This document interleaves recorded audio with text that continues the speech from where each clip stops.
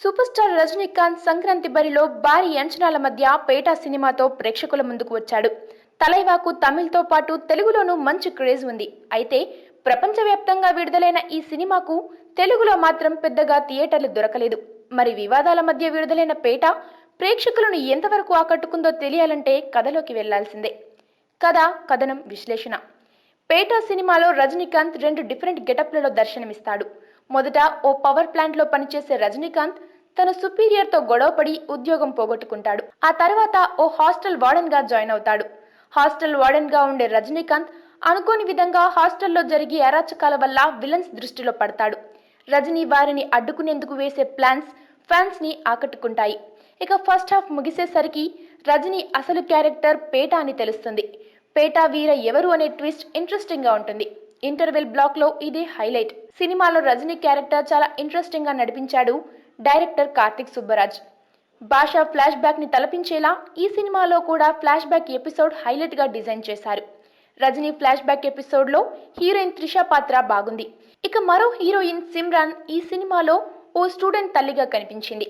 ఆమె రజనీతో సన్నిహితంగా ఉండడం బాగానే ఉంది, కానీ ఆ సీన్స్ కొంచెం బోరింగ్ గా ఉన్నాయి. త్రిషాకి, సిమ్రాన్ కి రజనీతో ఇదే మొదటి సినిమా కావడం విశేషం. ఇక ఈ సినిమాలో కోలీవుడ్ అప్కమింగ్ మీడియం రేంజ్ హీరోలు కూడా కనిపిస్తున్నారు. రీసెంట్ గా 96 సినిమాతో పెద్ద హిట్ అందుకున్న విజయ్ సేతుపతి రజనీకాంత్ కోసం విలన్ గా మారిపోయాడు. మరోవైపు Bollywood character artist Nawaz Siddiqui main villain గా కనిపిస్తున్నాడు. రజనీకాంత్ ఎప్పటిలాగే తన మార్క్ స్టైల్తో డైలాగులతో ఆకట్టుకున్నాడు. హాస్టల్ వార్డెన్ గా రజనీ నటన, కామెడీ టైమింగ్, ఫైట్లు, మాస్ పాటలు ఇలా సినిమాలో ఎంటర్టైన్మెంట్ కు కొదవే లేదు. రజనీ నుండి ఇటీవల మాస్ మసాలా ఎంటర్టైనర్స్ రాలేదు. అందుకే దర్శకుడు కార్తిక్ సుబ్బరాజ్ ఈ సినిమాను పక్కా పైసా వసూల్ మూవీగా నిలిచేలా తెరకెక్కించాడు. ఈ మూవీలో రజనీకాంత్ లుక్స్, మేనరిజం పై దర్శకుడు పక్కాగా ఫోకస్ పెట్టాడు. అందుకే 90ల నాటి వింటేజ్ రజనీకాంత్ కనిపిస్తున్నాడు.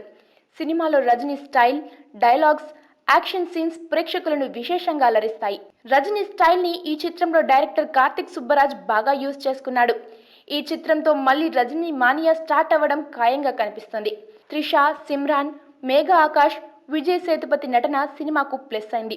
మెయిన్ గా అనిరుద్ సంగీతం, అలాగే బ్యాక్గ్రౌండ్ మ్యూజిక్ హైలైట్ గా నిలిచాయి. ఓవరాల్ గా సినిమా ఫస్ట్ హాఫ్ పర్వాలేదనిపించగా సెకండ్ హాఫ్ అలా అలా సాగుతుంది. రెగ్యులర్ కమర్షియల్ స్టోరీ అయినప్పటికీ ఫ్యాన్స్ విజిల్స్ వేసే మూమెంట్స్ బాగానే ఉన్నాయి. సినిమాకు సన్ పిక్చర్స్ నిర్మాణ విలువలు అంత గొప్పగా లేకపోయినా పర్వాలేదనిపించాయి. రజనీ స్టైల్ ఇష్టపడే ఆడియన్స్ కి ఈ సినిమా విపరీతంగా నచ్చుతుంది. మరి సగటు ప్రేక్షకుని మెప్పిస్తుందో లేదో చూడాలి.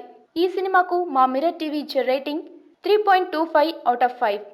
Please subscribe Mirror TV. This is Sumant. Please subscribe to Mirror TV.